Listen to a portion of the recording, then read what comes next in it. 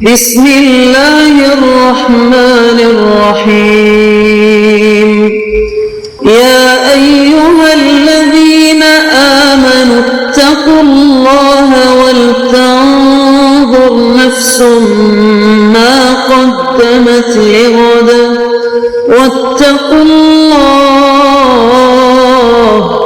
ان اللہ خبیر بما تعملون۔ اے ایمان والو، اللہ سے ڈرتے رہو اور ہر شخص کو دیکھنا چاہیے کہ اس نے کل یعنی آخرت کے لیے کیا سامان بھیجا ہے، اور ہم پھر کہتے ہیں کہ اللہ سے ڈرتے رہو، بے شک اللہ تمہارے سب اعمال سے خبردار ہے۔ بسم اللہ الرحمن الرحیم الحمد للہ رب العالمین والصلاة والسلام على اشرف الانبیاء والمرسلین وعلى آلہ واصحابہ اجمعین ومن تبعہم بإحسان الى یوم الدین۔ قابل صد احترام حضرات شائقین و شائقات سچا پیغام، السلام علیکم ورحمۃ اللہ وبرکاتہ۔ آج کی محفل میراث النبی کے نورانی پروگرام میں آپ کا استقبال ہے۔ اہلا و سہلا مرحبا۔ ہم آپ تمام حضرات و مستورات کا خیر مقدم کرتے ہیں۔ محترم حضرات و خواتین، تعلیم کا آغاز ہو رہا ہے۔ سب سے پہلے آداب تعلیم کا لحاظ کرتے ہوئے تعلیم کی طرف متوجہ ہو جائیں۔ پورے دھیان سے سننا، عمل کی نیت سے سننا اور تبلیغ کی نیت سے سننا، یعنی سنی ہوئی باتیں دوسروں تک پہنچانے کے جذبے سے سننا۔ چند خاص آداب تعلیم ہیں، امید ہے کہ آپ حضرات ان آداب کا ضرور خیال رکھیں گے۔ جزاکم اللہ۔ بسم اللہ الرحمن الرحیم۔ مسلمان کی پریشانی دور کرنے کا ثواب۔ مخلوق خدا کے ساتھ اور انسانوں کے ساتھ اچھا سلوک کرنے کے اتنے فضائل ہیں۔ ایک حدیث میں یہ فرمایا گیا ہے کہ جو آدمی کسی مسلمان کی بے چینیوں میں سے کوئی بے چینی دور کر دے، ختم کر دے، تو اللہ تعالیٰ اس کی آخرت کی بے چینیوں میں سے ایک بے چینی دور کر دے گا۔ اور جو آدمی کسی مسلمان کی دنیا کی مصیبتوں میں سے کوئی مصیبت دور کر دے تو اللہ تعالیٰ اس کی آخرت کی مصیبتوں میں سے ایک مصیبت کو دور کر دے گا۔ جو آدمی کسی مسلمان کی کوئی تنگی دور کر دے اور اس کو سہولت اور آسانی دے دے تو اللہ پاک اس کی آخرت کی تنگیوں کے اندر سے کوئی تنگی دور کر دیں گے اور اس کے ساتھ سہولت اور نرمی کا معاملہ فرمائیں گے۔ بھائی، جب ہم ایک دوسرے کے ساتھ رہتے ہیں تو ہم عافیت کے ساتھ اور راحت کے ساتھ رہتے ہیں، صحت کے ساتھ رہتے ہیں اور ہمیں کسی سے خدمت لینے کی ضرورت نہیں ہوتی۔ لیکن بعض مرتبہ ایسا بھی ہوتا ہے کہ ہم کسی پریشانی میں مبتلا ہو جاتے ہیں یا بیماری میں مبتلا ہو جاتے ہیں یا کسی حادثے اور سانحے سے دوچار ہو جاتے ہیں۔ اس وقت ہم ایک دوسرے کے تعاون کے محتاج ہوتے ہیں۔ ضرورت پڑتی ہے کہ ہم ایک دوسرے کے کام آئیں۔ ایسے موقع پر دو شرطوں کے ساتھ دوسروں کے کام آنا شروع کر دیں۔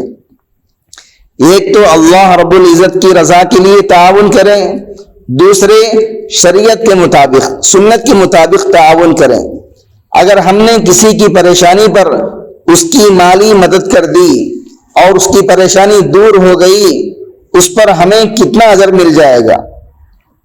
ایک حدیث میں آتا ہے کہ جس آدمی کو دنیا میں ساری نعمتیں ملی ہوں اور ہمیشہ دنیا میں وہ آرام اور راحت میں رہا ہو، کبھی اس نے کوئی غم نہیں دیکھا، کوئی صدمہ نہیں دیکھا، کوئی پریشانی نہیں دیکھی، ہمیشہ آرام اور سکون، چین اور راحت سے رہا، اگر اس کو ایک لمحے کے لیے جہنم میں داخل کر دیا جائے اور فوراً نکال دیا جائے تو وہ کہے گا کہ میں نے کبھی بھی کوئی راحت نہیں دیکھی۔ زندگی بھر کی ساری راحتیں بھول جائے گا، ساری عافیتوں کا نقشہ اس کے ذہن سے اوجھل ہو جائے گا۔ وہ سمجھے گا میں تو ہمیشہ مصیبتوں میں ہی رہا ہوں، ہمیشہ مصیبت ہی میں مصیبت میں میری زندگی گزری ہے، میں نے کبھی راحت کا دروازہ نہیں دیکھا، ذرا سا جہنم کا منہ دیکھنے سے اس کا یہ حال ہو جائے گا، اللہ بچائے۔ اور ایک آدمی جس نے دنیا میں کبھی راحت نہیں دیکھی، سکون نہیں دیکھا، آرام نہیں دیکھا، سکون اس کو نصیب نہ ہوا، جب سے اس نے دنیا میں آنکھ کھولی، غم کے اندر اس نے آنکھ کھولی، غموں کے اندر ہی دنیا سے چلا گیا، آرام اور راحت اس کے پاس سے بھی نہ گزرے، جب اس کو آخرت میں ذرا سی دیر کے لیے جنت میں داخل کر دیا جائے گا تو وہ ساری عمر کے رنجوں کو، غموں کو اور پریشانیوں کو بھول جائے گا، اور وہ یہ کہے گا مجھے تو زندگی بھر کوئی غم پیش ہی نہیں آیا، کوئی صدمہ لاحق ہی نہیں ہوا، میرے پاس سے کبھی کوئی آفت نہیں گزری، میں تو آج تک کبھی کسی حادثے سے دوچار ہوا ہی نہیں، حالانکہ وہ ساری زندگی مصیبتوں میں گزار کر آیا ہے۔ بہرحال آخرت کی نعمتیں بھی ایسی زبردست نعمتیں ہیں، وہاں کی راحتیں بھی ایسی زبردست راحتیں ہیں کہ دنیا کے سارے غموں کو بھلانے والی ہیں۔ دنیا میں اگر ہم کسی کے کام آ گئے اور اگر ہماری وجہ سے اس کی تکلیف دور ہو گئی تو اس کے طفیل اللہ تعالی ہماری آخرت کی پریشانی اپنے فضل و کرم سے دور کر دیں گے۔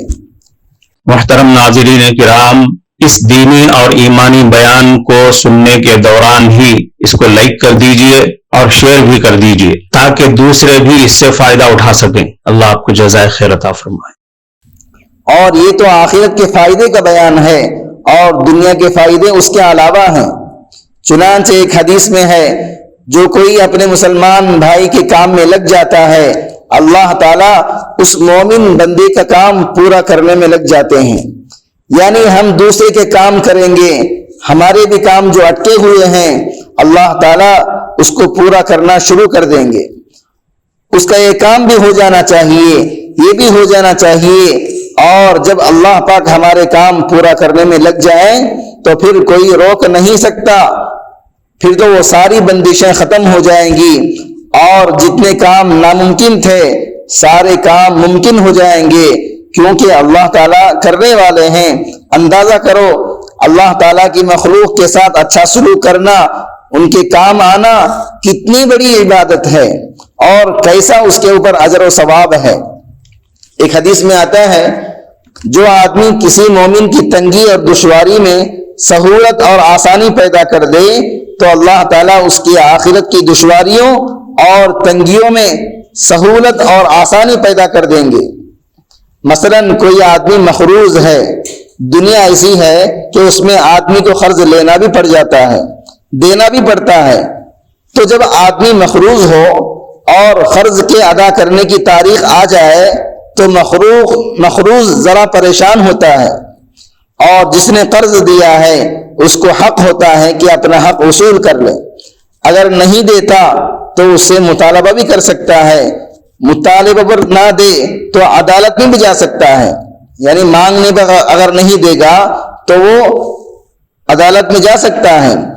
ایک طرف شریعت نے اس کو یہ بھی حق دیا ہے، لیکن ساتھ یہ بھی کہا اگر اللہ کی رضا کے لیے، اللہ کو راضی کرنے کے لیے اس مقروض کو کچھ مہلت دے دے اور یہ کہہ دے اچھا بھائی جب تمہارے پاس ہوں گے تو دے دینا، تو اس کا یہ ثواب ہے، اللہ تعالیٰ بھی اس کی دشواریوں میں، اس کی تنگیوں میں سہولت عطا فرما دیں گے۔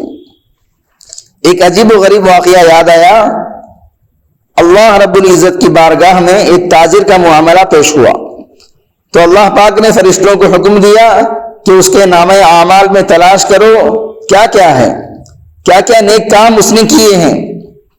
اللہ تعالیٰ کو معلوم ہے، مگر دوسروں پر ظاہر کرنے کے لیے ایسا انداز اختیار فرماتے ہیں۔ تو جب فرشتوں نے اس کا نامہ اعمال دیکھا تو اللہ تعالیٰ سے عرض کیا اے پروردگار، اس کے نامہ اعمال میں تو نہ نماز ہے، نہ روزہ ہے، نہ حج ہے، نہ زکوٰۃ ہے، یہ تو تاجر اور دکاندار آدمی تھا، کاروبار کرتا تھا، نماز پڑھتا نہیں تھا، نہ روزہ رکھتا تھا، نہ حج کرنے جاتا تھا اور نہ زکوٰۃ ادا کیا کرتا تھا۔ اس پر اللہ رب العزت نے فرشتوں سے فرمایا کہ نہیں، دیکھو کچھ نہ کچھ تلاش کرو، اچھی طرح دیکھو، اور دیکھو کوئی نیک کام اس نے کیا ہو تو بتاؤ.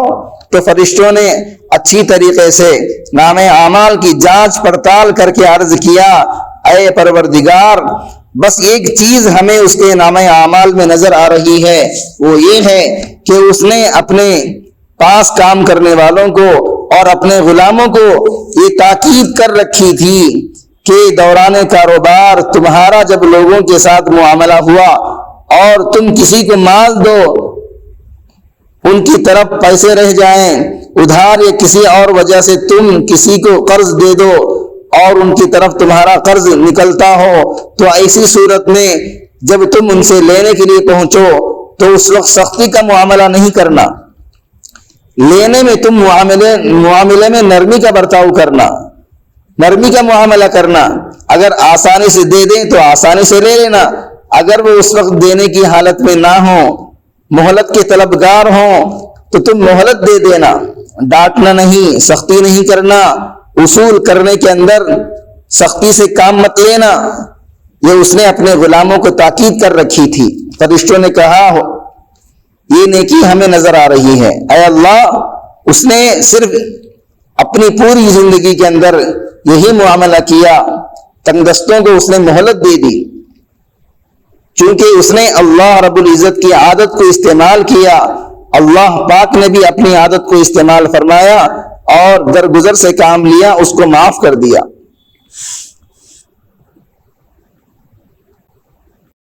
کفارہ مجلس کی دعا پڑھ لیجئے. سبحانک اللہم و بحمدک اشہد ان لا الہ الا انت استغفرک و اتوب الیک.